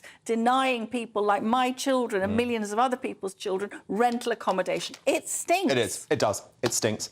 Now, by the way, the Cabinet Member for Housing and Planning, Phil Dilks, because we obviously give both sides of the story here on GB News, says the opportunity to purchase 12 suitable houses in Langtoft was identified as the most appropriate way to meet the urgent demands and represented the best value for money. There are 5 families in Langtoft on the housing register, all in the lower needs band of 4 or 5, and all with no emergency housing need. Now, remember back in October when a registered nurse stunned the nation by saying Tory voters didn't deserve to be resuscitated live on television? Miranda, you were a nurse, correct? I was. But I hear it sort of broke you. could not handle the emotional stress of not being able to deliver for my patients. If you are there to do a job as a compassionate person, there are no resources, and you are told persistently on the news that, you know, care homes are being ring-fenced. It's a lie, and I'm sorry, but if you have voted Conservative, you do not deserve to be resuscitated by the NHS. Hang on. Now, Miranda Hughes lost her job at a private health firm for those outrageous comments, but she has now been struck off the nursing register completely. A Nursing and Midwifery Council investigation also cited Hughes' social media post in the decision where she said F you to Boris Johnson and called Priti Patel and other Tories evil. Now, we actually spoke to Miranda a few days after that television furore, and this is what she told us. I do apologise for saying it completely, but I think the problem is I've underestimated people's ability to actually understand a joke. Now, look, it wasn't a joke. We know she wasn't making a joke. But you might be surprised by my view on this. I think that apology should have been the end of the matter. I respected her for agreeing to front up to us and apologising to the British public, I think was the right thing to do. For me, kicking her out of the profession entirely is the kind of cancel culture dystopia that's cheered on by the left. And obviously, I completely disagree with everything she said. I do stand by her right for freedom of speech and think it's wrong that she was struck off for having an offensive and very silly opinion, which, by the way, she was really punished for. Rebecca Reid, Lord Bailey, Alison Pearson, do stand by, because coming up, GB News marched on Downing Street today to hand in our Don't Kill Cash petition, which has now been signed by more than 300,000 people. I've got some big breaking news to bring you from the government on that front in our media buzz shortly. But next, new developments in the case to make Prince Harry's visa records public reach Capitol Hill, with a top US congressman putting forward his SPARE Act, named after the Duke's memoir, that aims to stop drug users lying on their American visas. Republican politician Greg Steube joins me live from Florida for a world-exclusive interview straight after this. The Live Desk with me, Mark Longhurst. And me, Pip Thompson. It's here Monday to Friday on GB News. From midday, we'll bring you the news as it breaks, whenever it's happening and wherever it's happening, from across the UK and around the world. Refreshing, feisty, but with a bit of fun too. If it matters to you, we'll have it covered on TV, radio and online. Join the Live Desk on GB News, the People's Channel, Britain's news channel.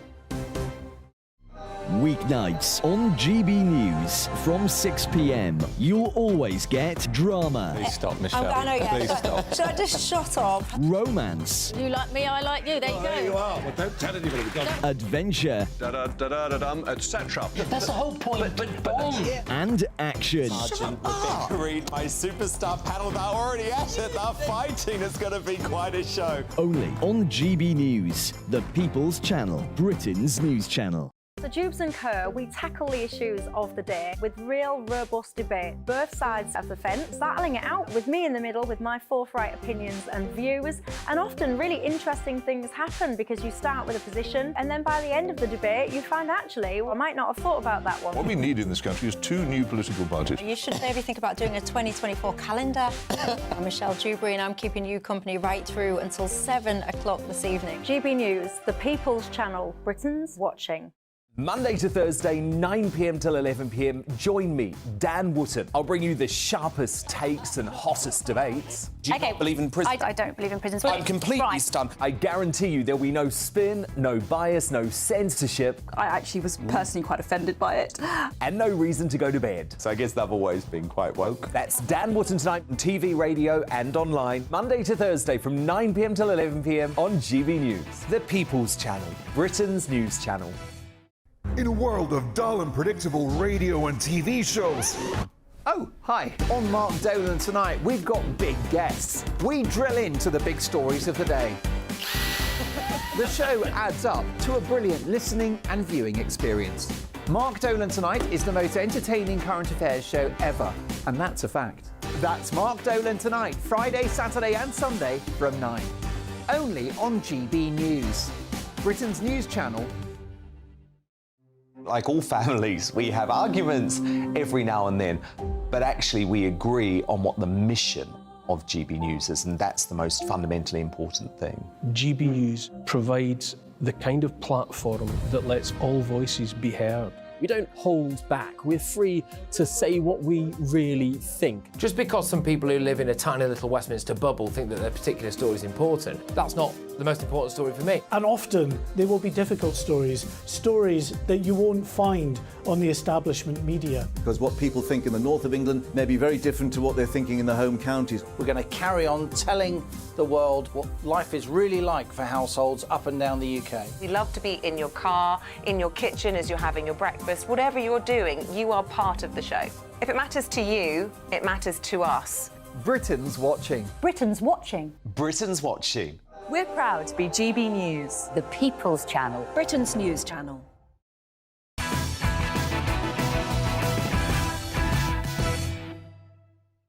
Fleet Street Kingpin Calvin McKenzie is live and uncancelled on some shocking developments out of the Edinburgh Fringe tonight. Graham Linehan has been cancelled for a second time. You're not going to believe where he ended up performing. But first, a world exclusive with Florida Congressman Greg Steube. And there have been stunning stateside developments in the case to make Prince Harry's visa records public after he was granted permission to reside in America despite his open admissions of drug use in his hit job memoir Spare. So Republican Steube has introduced a new act requiring fair enforcement of American visa laws. The cheekily named Spare Act references the Duke specifically, with Steube writing, left-wing celebrities like Prince Harry, who have a self-recorded history of illegal drug use, should be subjected to the same standards and enforcement of our country's immigration laws as any other alien. So Greg Steube, welcome to the show. This act could actually see Prince Harry deported from America, couldn't it? Yeah, I think he's got some challenges to overcome. The first is we don't allow drug abusers into our country, and the second is we don't allow people who lie on their visa application into our country. So I think he's going to have some challenges either way. Obviously, the White House and the Biden administration is refusing to give his visa application to the American people. Heritage Action has filed a lawsuit on that, so that'll go through the court process. And if we do, in fact, find out that he lied on that visa application, this bill would prohibit him from being able to stay in the United States. And Greg, what has been the reaction to the Spare Act on Capitol Hill? Well, everything I've heard has been supportive. We have the House. We have the majority in the House of Representatives. So something like this is very common sense, very reasonable. It's current law that we don't allow those who abuse drugs to come in and receive visas. And if he lied on his visa application, obviously that's going to be a basis for removal. So he's going to have some challenges to be able to show one way or the other. He's kind of put into a corner. And it'll be very interesting to see how the Heritage lawsuit is if we are able to get his visa application and see, in fact, if it was, if he did say that he's never abused drugs, and then he obviously has the admissions in his book that he has. And let's just be clear, if he has lied on his application, which, let's be honest, common sense makes you think he has, if it were you or me, any normal person, there's no way you'd be allowed to stay in the country, is there? Because American border affairs are very strict on these issues. Well, and that's the whole point. We shouldn't have a different standard for celebrities or anybody else. We should have the same standard regardless of who you are. And this administration is obviously allowing a different standard and refusing to actually give the application. If there's nothing to hide, why not give us the application when it's been requested? So that's kind of the basis of this. If you or I were to have lied on our visa application or been abusing drugs, then we would have been able to come into the United States. We'd be out. But Congressman, isn't the reality here that Prince Harry knows he is protected by President Biden? And you'll know that Meghan and Harry actually broke all royal protocols by actually campaigning for Biden against Trump at the last election. Yeah, exactly. I mean, he's certainly become very political, and to change the rules for people that support President Biden just because they want to allow him to come into the country in violation of our immigration laws is certainly not the way that it should go. So there should be a fair process, regardless of who you are, regardless of where you come from. It should be applied equally under the law. And at some point, we're going to get to the bottom of it. If Heritage's lawsuit is successful, we'll know exactly what that visa application says, and if it's dishonest or lying to the American people and to the American public about what that says, I think there's going to be a lot to say there. In reality, though, there's very little chance of Prince Harry being deported when Biden is president. You are obviously a big supporter of Donald Trump. Do you have any idea how he feels about the Spare Act? Because he has been very outspoken, specifically against Meghan Markle in the past.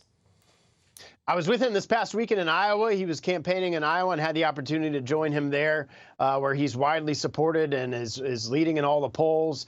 We didn't talk specifically about this, but I would guess that given Prince Harry's positions on a lot of these things, that he certainly wouldn't be supportive of him. And again, if he's violated the law, we shouldn't have a different standard for certain people than we do for the rest of people in the world. Indeed. Congressman Greg Steube, thank you so much joining us from Florida tonight. Thanks for having me. Now, Fleet Street legend Calvin McKenzie will react to Graham Linehan being cancelled again at the Edinburgh Fringe. Honestly, where he has had to end up performing tonight is truly shocking. We'll show you video. First, though, the weather. That warm feeling inside. From Boxed Boilers. Proud sponsors of weather on GB News. Hi there, it's Aidan McGivern here from the Met Office with the GB News forecast. We'll notice the increased humidity during the next few nights. Windy and cloudy conditions starting to appear as well, and an increased risk of showers and thunderstorms as the weekend approaches. High pressure moving away, lower pressure approaching, isobars tightening, the wind picks up overnight. That window is bringing higher humidities across the UK, an increase in the cloud as well, some showers affecting eastern parts of Britain, but heavier downpours arriving by the end of the night across Northern Ireland, Wales into central and southern England. And it's a muggy night for sleeping, 17, 18 Celsius in the south, 13 to 15 Celsius in the north. Those winds of concern, especially across parts of northwest Wales as we go through Friday. 50-mile-per-hour wind gusts, perhaps more in some of the gustier spots, could impact travel, tourism and so on, and heavy showers, even some thunderstorms across parts of central and southern England during Friday morning, frequent lightning, heavy rainfall as well. They diminish into the afternoon. It's a warm and humid day, but a lot of cloud and that breeze will limit temperatures. Then on Friday night, so that's when a lot of action takes place. Heavy rain sweeping through, risk of some very lively thunderstorms in the east of England. And the persistent rain on Saturday continues into the north of Scotland, Northern Ireland, and some, well, heavy rain at times throughout the weekend across northern parts of the UK. Further south, it's sunny spells and showers and still staying quite warm. That warm feeling inside. From Boxed Boilers. Proud sponsors of weather on GB News. Coming up in Uncancelled, as Father Ted creator Graham Linehan is cancelled again by the replacement comedy venue in Edinburgh. Can we officially declare the woke left have destroyed free speech? Fleet Street legend Calvin McKenzie will be here on that. Plus, he'll get stuck into whether Prince William should be at England's Women's World Cup final on Sunday. But next in the Media Buzz, GB News hit Downing Street today to give Chancellor Jeremy Hunt our Don't Kill Cash campaign signed by no less than 300,000 people. I have big breaking news to reveal on that next, including the first concessions from the government, which has tonight praised our efforts. All the details straight after this break. Monday to Thursday nights on GB News. At 6, it's Dubes & Co. 7 o'clock, Farage. At 8, join Jacob Rees-Mogg. And at 9, Dan Wootton Tonight, followed by headliners. On TV, radio and online. This is GB News. Now then, Lee Anderson here. Join me on GB News on my show, The Real World, every Friday at 7 p.m. I'm not eating bloody cat. Are you Delicious. mental? Put your mouth. OK, here comes a train. Reminds me of the scene in Singing in the Rain. Adam, is that a good one? Whoa! Join me at 7 on GB News, Britain's news channel. Join me, Camilla Tominey, on Sunday mornings from 9:30, taking the politicians to task and breaking out of SW1 to see how their decisions are affecting you across the UK. Bursting the Westminster bubble every Sunday morning, only on GB News, the People's Channel. Britain's watching. Join us every night on GB News at 11 p.m. for Headliners, which is 3 top comedians going through the next day's news stories, which is exactly what you need, because when the establishment has gone crazy, you need some craziness to make sense of it. So join us 11 p.m. every night on GB News, the People's Channel, Britain's news channel. I'm Andrew Doyle. Join me at 7 o'clock every Sunday night for Free Speech Nation, the show where I tackle the week's biggest stories in politics and current affairs with the help of my 2 comedian panellists and a variety of special guests. Free Speech Nation, Sunday nights from 7 on GB News, the People's Channel, Britain's news channel. Every Sunday from 11, join Michael Portillo. There will be topical discussion, looking at the week before and the week to come. So kick back and relax at 11 a.m. on Sundays on GB News with me, Michael Portillo. GB News, the People's Channel, Britain's news channel. I joined GB News because I was sick and tired of not hearing my views being represented, not just mine, but so many people that I knew and spoke to. I just couldn't get my voice out there. I couldn't say anything. I couldn't do anything. Whatever the narrative was, I kind of had to follow it. GB News is there to provide a voice for those who have been ignored by the establishment media. We think different things, we've got a different style. GB News is here to be optimistic and positive about the future. It's real kind of dynamic and flowing, with the audience very much at the heart of it, like a big family. Here at GB News, we talk about the things that matter to you. Hearing the voices from right across our towns and cities, especially our towns. All sides of the argument represented with a heavy dose of opinion. We're on a mission here to make a difference. And the GB News family really is here for you, and whatever time of day you can watch or listen. Britain's watching. Britain's watching. We're proud to be GB News, the People's Channel, Britain's news channel.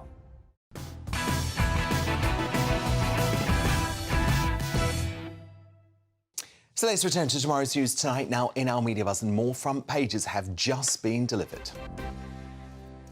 Our greatest. That's the Daily Mirror's tribute to Sir Michael Parkinson.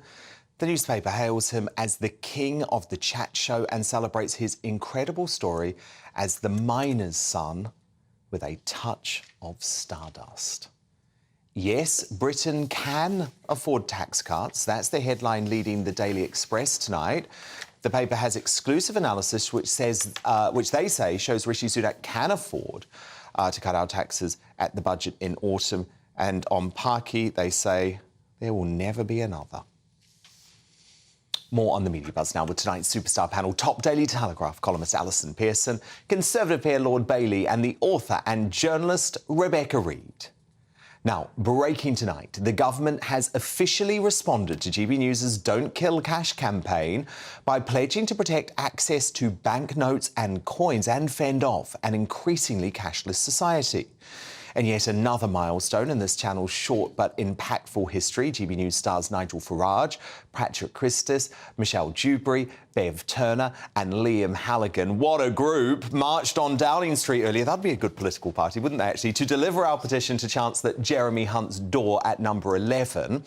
As of tonight, more than 300,000 of you have backed our rallying cry for cash to be protected and kept as legal tender until 2050, a move that would maintain not only its convenience but also protect the financial privacy of millions of Brits from Big Brother's prying eyes. The government has responded in the last few minutes by announcing new legislation that ensures people and businesses will be no more than 3 miles away from being able to withdraw cash from either shops or ATMs. City Minister Andrew Griffith hailed GB News' campaign and said this. Cash is important. It's here to stay for the long term. Many people, the elderly, the vulnerable, particularly rural communities, do depend on that access to cash. And if we want our shops to continue to take cash over the counter, then of course those businesses have got to have somewhere to deposit it. So the rules that we're announcing also cover the ability of businesses to deposit cash in a location that's convenient to them. And this is a great step forward. But let's be clear, it's only the beginning of this fight. Cash is the last line of defence for ordinary Brits to protect themselves from woke overreach, the kind we saw when Nigel Farage was subjected to Nat West's wrongthink. So, Alison Pearson, maybe this is a start, but surely the government should actually do what this campaign is calling for and protect cash until 2050 with no question marks. I agree, Dan. I think, though, that we should pause and celebrate. This is a fantastic victory. Yes. Isn't it? I know. Indeed. Well, great. We as should. you said, what a great political party. I'll vote for them. Liam Halligan as Chancellor. Liam Halligan as Chancellor, my that. Friend and Planet Normal podcaster. I know Liam's been pushing with Treasury contacts to get this stuff done. And it's so important because almost 2 million people in this country don't have a bank account. So many people, particularly elderly people, don't have smartphones, access to new technology and so on. And all of that is hugely important. And this 3 miles away, never being more than 3 miles away from an ATM or something like that. But what we have seen, of course, is banks withdrawing services, closing their doors to people. So I think all that's important. But as you say, Dan, as well, there's this other fact which we saw during lockdown, Justin Trudeau in Canada being able to close the bank accounts of truckers who were against a vaccine mandate. Utterly Well, that's chilling. the thing. This is about, for people who don't understand or say, what are you worrying about? This is about what's coming next. We don't know what's coming next, and the pandemic showed us that. And Sean, you actually do think the government should go further on cash? They absolutely should go further. There's no business you having cash if businesses don't have to legally accept that cash. So actually, I think they should protect cash as a legal tender to 2050 and beyond. Absolutely. That would make the crucial difference. And the other piece as well, remember, because you've never had trouble with your bank account or being cancelled because you have the wrong views, you might not think this is a big deal. But imagine for a second somebody could turn off your bank account. Anything from, your fry-up in the local shop to paying your mortgage could be over. This level of privacy and freedom is imperative for a democracy to work. Rebecca Reid, you're not going to rain on our parade tonight, are you? I mean, I don't carry cash. I haven't had cash for about, probably 4 years. It just isn't a thing. But what for if me. one day you need to? Why would I need cash? What could I possibly need cash for? Because if the government says that actually we're going to track your every It's not going to happen move. to me. I'm lovely. I'm not a problem. But that's what I know. I am being flippant. Yes, again, don't send me home, but I can conceptually see that it's an important thing. I think I disagree with Sean about it being obligatory to accept cash, just as I think shops should be able to not take cards. It's legal I hate tender. when they can't. Yeah, but it's also, then you have to have the infrastructure to be able to take the cash to the bank, keep it on the premises, all that stuff. So listen, in London, we had a big fight with TfL to maintain cash. And one of the reasons I supported that in TfL machines, some people exist off their tips, which only exist as cash. So therefore, people need to be able to use that. And TfL still have to find a place. No, to TfL deposit should have to that because they are a massive organisation. If you're a small coffee shop who wants to be able to just have a card machine, But you should be Rebecca, able to what do would that. happen the minute that there is no cash? The nice card that you're tapping, the companies running those cards would be jacking up the percentage they Yes, took. exactly. So it would have. But then couldn't that be better regulated rather than forcing them to take cash? That's a private business, different. But then so are the cafes that were the hypothetical cafes were created. I'm talking about the system behind it, the behind running of tapping. And let's be clear. Do you remember when PayPal turned off Toby Young's account? They'll know every move you make, and if you buy or support a cause they don't like, they could turn off. And that's Justin Trudeau showed us it's not an imaginary thing, it's real. It's not. No. This is very, very real. Yeah. Now, look, the sad passing of broadcasting legend Sir Michael Parkinson has sparked tributes from world leaders, film stars, sporting champions, musicians and millions of ordinary folk. And that tells you all you need to know, really, about how highly regarded he was. Parky died aged 88. He was the king of the chat show, the greatest ever interviewer who owned Saturday night TV. Who can forget his frosty clash with Meg Ryan in 2003. You're wary of journalists. I mean, does it give you an insight into what they're after? Now that I'm wary of them... Yes, you are wary of journalists. You're wary of me. You're wary of the interview. You don't like being interviewed. You can see it in the way that you sit and the way you are. That you don't like doing it. But Parky humbly admitted, actually, after that confrontation, that neither of them were on top form. But many of his other interviews certainly rank among the best of television. A bit like bow, wham, smack. I mean, did you think, oh, God, this is the guy, this is the girl I'm going to get married to and live the rest of my life with? David? I felt that, yeah. Did you? Definitely. You did, I hope, didn't you? You get Wellingtons on. You wear Wellingtons all the time? Till I was 19, yeah. Are you calling me a liar? No. You're not as... If I had a lower IQ, I could enjoy this interview. Oh, yeah. Now, Sir David Attenborough said being interviewed by Parky was like meeting a friend.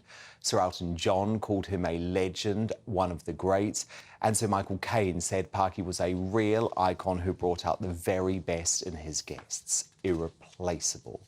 So rest in peace, Michael Parkinson, a humble Yorkshireman, the son of a coal miner who became the most famous journalist in Britain with a sensational and extraordinary TV career spanning 5 incredible decades. And Alison Pearson, you were incredibly touched by this news today, weren't you? Yes, I was. So as a child from a home with not very many books in the 70s, the Michael Parkinson show, that music, that iconic music striking up on Saturday nights. And what a parade of people. People from, you know, the Billy Connollys and the Tom Cruises to Commissioner Catherine Bramwell Booth, 96 years old, head of the Salvation Army. He brought old, he brought young. And you could see from the interview with Muhammad Ali, he generated enjoyment, Dan. It was just wonderful. It was a cultural education. We learned so much. You'd have, you know, Robin Williams and, you know, W.H. Auden, the poet. Where would you get someone bringing them all together? Michael Parkinson was a fan. He remained the little boy starstruck in Barnsley. He was so thrilled to meet these people and he communicated absolute pleasure and joy. And Rebecca Reid, we will quite truly never see his like again because the media world has changed so significantly. It's so fragmented. But, you know, he found fame in the days of 3 channels. And actually, even when he brought his chat show back, you know, in the late 90s, really cable and satellite was still a relatively new thing. Yeah, I think I was thinking about the sort of coal miner son thing, and I think one way in which we haven't got better is social mobility, and I think we'd be less likely to see somebody from his background reaching that kind of glittering media career. And I think that is incredibly depressing and very sad, because look at the talent that you can miss if you don't have ways for people to reach that. And Sean Bailey, look, I do love looking back at Parky's old interviews because they are time capsules. I mean, for example, he received a lot of criticism for the way that he spoke to Helen Mirren in the 1970s. You know, he's referring to her bosom and that sort of thing. But that was of the day, and that's what's so great, because you saw the development through the decades in his interviews and his style. I think there's 3 things to be said. Firstly, you'll never get another Michael Parkinson because he generated so much trust. Yeah. And stars now are wary of journalists for very good reason. So we'll miss that. Secondly, he was allowed to develop. He's allowed to move with the times. Now, someone would try to cancel him instantly, so you never get that development. Because what's important about his career is he developed as the world developed. And thirdly, he was just so much fun. He never poked fun at his guests. It was fun with his guests, and that's important. I think now people would be trying to get that gotcha moment on their guests or show their superior intellect, which I think actually stems from radio. Radio DJs are the worst for that kind of thing. He tried to have fun with his guests, and it came across. Sean Bailey, Alison Pearson, Rebecca Reid, stand by, because I have a feeling Michael Parkinson might be nominated as tonight's Greatest Britain. We'll reveal the nominees for that and Union Jackass very shortly. But next, in Uncancelled, as Father Ted creator Graham Linehan is cancelled again by the replacement comedy venue in Edinburgh. Can we just officially declare now that the woke left have destroyed free speech? I'm going to show you where he had to end up performing tonight in Scotland. It's really shocking stuff. Fleet Street legend Calvin Mackenzie will also get stuck into whether Prince William should be at England's World Cup final on Sunday. He's uncancelled in just 2 minutes' time. What you get for breakfast is something that, if we do our jobs right, you will wake up to news that you didn't know the night before. It's a conversation. It's not just me and Eamon. We want to get to know you, and we want you to get to know us. From 6, it's Breakfast with Eamon and Isabel. Monday to Thursdays on GB News, Britain's news channel. When the news happens, it happens here. And really important breaking news. Breaking news this morning. On TV, radio and online, the news starts here on Britain's Newsroom. All the biggest stories and the answers that you need from across the UK and beyond. Join Britain's Newsroom from 9:30 on GB News. The People's Channel, Britain's news channel. Join me, Patrick Christie's, Monday to Friday, 3 till 6. We tackle the day's news agenda like you've never seen before. It's high tempo, high octane, the most controversial topics and the best guests. You will not be able to take your eyes and ears off it. I'm not afraid to ask the questions that you really want answered. 3 till 6 p.m, Monday to Friday on GB News, the People's Channel, Britain's news channel. Westminster is going around in ever-decreasing circles, followed by the media. Britain is broken. How on earth did we get into this mess? But more importantly, how do we get out of it? Join me at 7 p.m, Mondays to Thursdays on Farage, here on GB News. We will have open, rational debate. We've got to work out how Britain moves forward from this. Join us here on GB News, the People's Channel. Britain is watching. People in Britain, they love free speech, but they also love fair play. I don't care if I'm speaking somebody from a trade union, from the Labour Party, somebody from the SNP. And I think the viewers like to see that actually we can challenge one another, but in a positive way. We think we ask the questions that people want to ask, and often we ask the questions that we wanted to ask in Parliament but never got the chance to ask. So join us every Saturday, 10 a.m. till noon on GB News, Britain's news channel.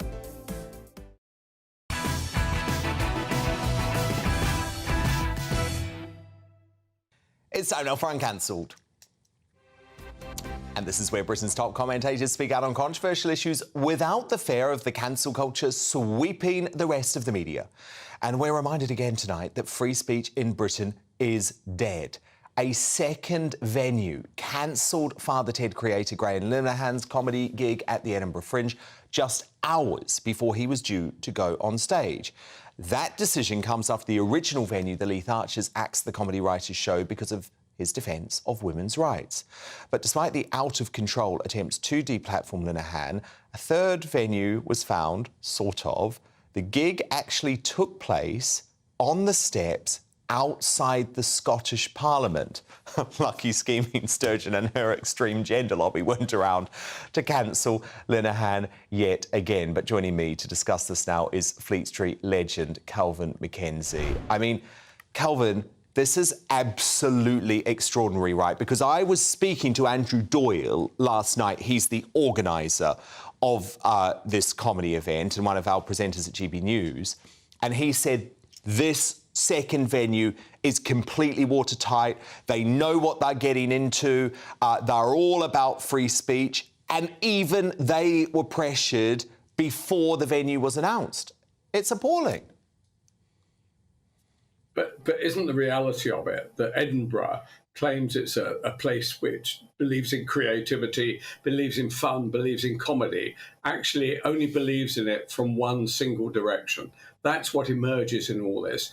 And honestly, the show business community should hang their head in shame, because nobody within show business, within the comedy world, within any form of creativity, will say anything in defence of this poor man who has given almost everything, his marriage, his career, and now he can't even get a gig to try and be funny and make people laugh.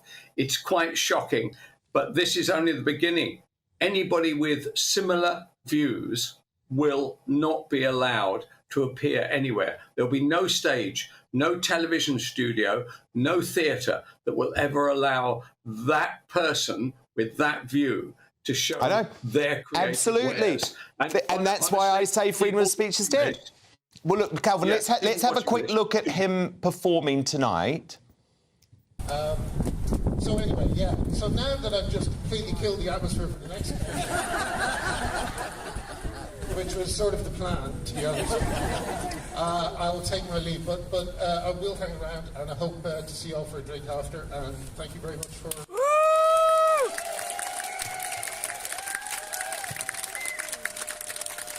I round of applause for Sir Linehan? Final act of the evening.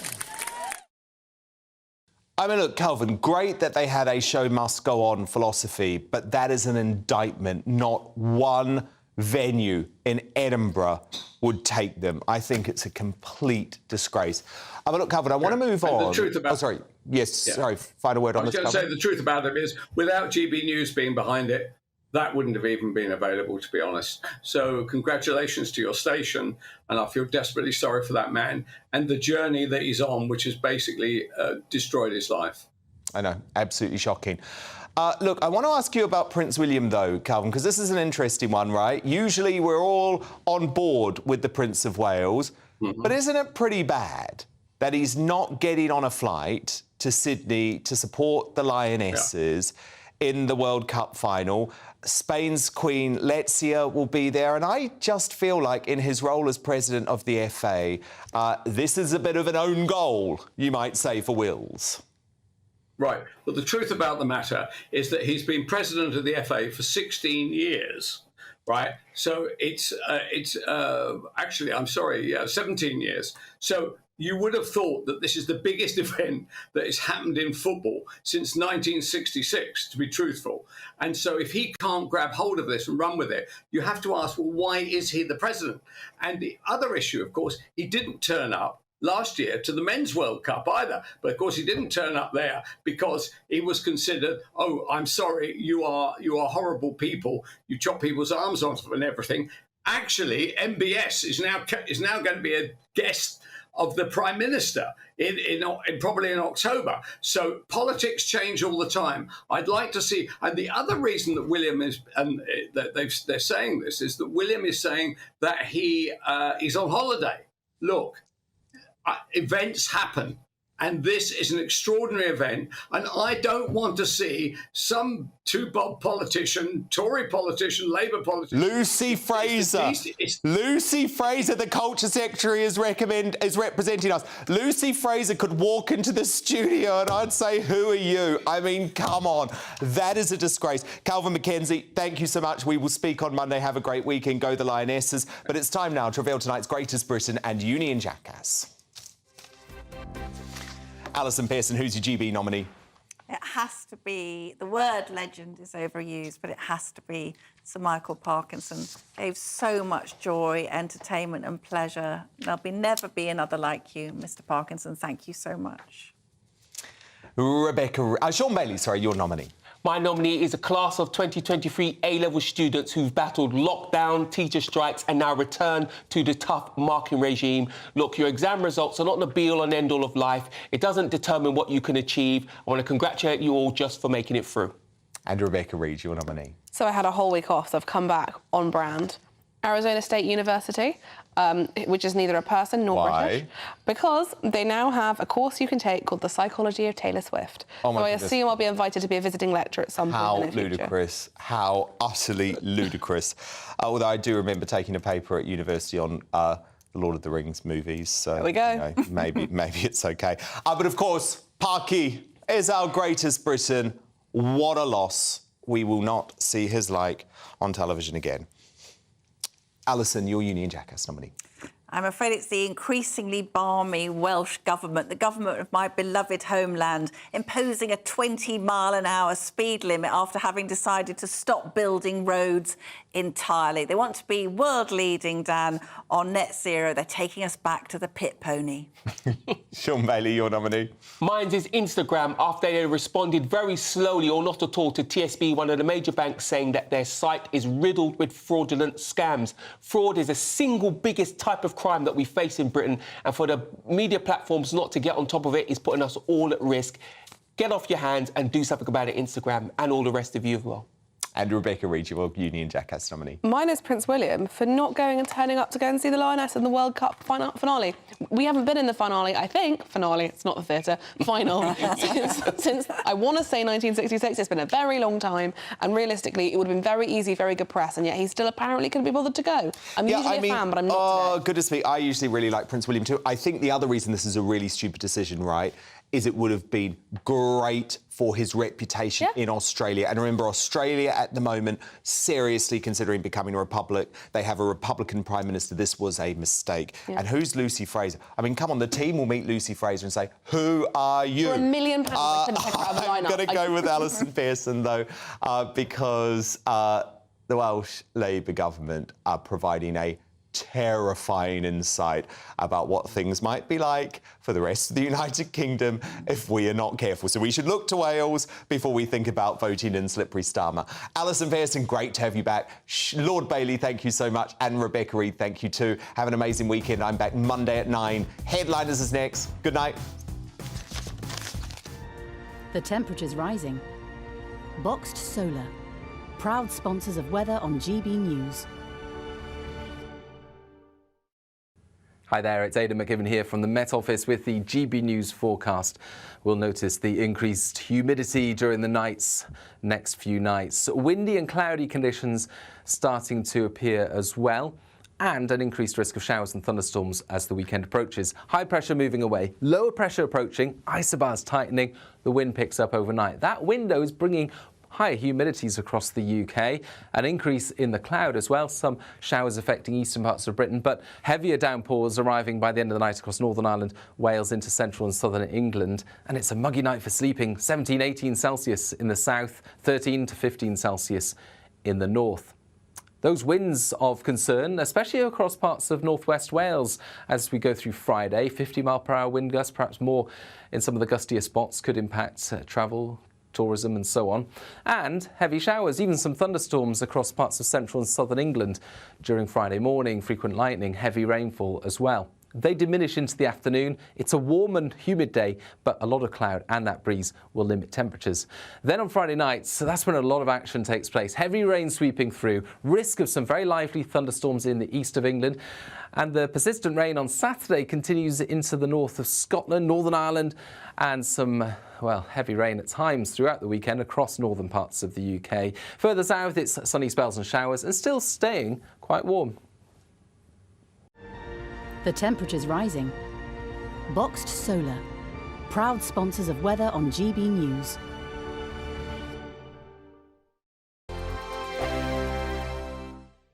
The Live Desk with me, Mark Longhurst. And me, Pip Thompson. It's here Monday to Friday on GB News. From midday, we'll bring you the news as it breaks, whenever it's happening and wherever it's happening, from across the UK and around the world. Refreshing, feisty, but with a bit of fun too. If it matters to you, we'll have it covered on TV, radio and online. Join the Live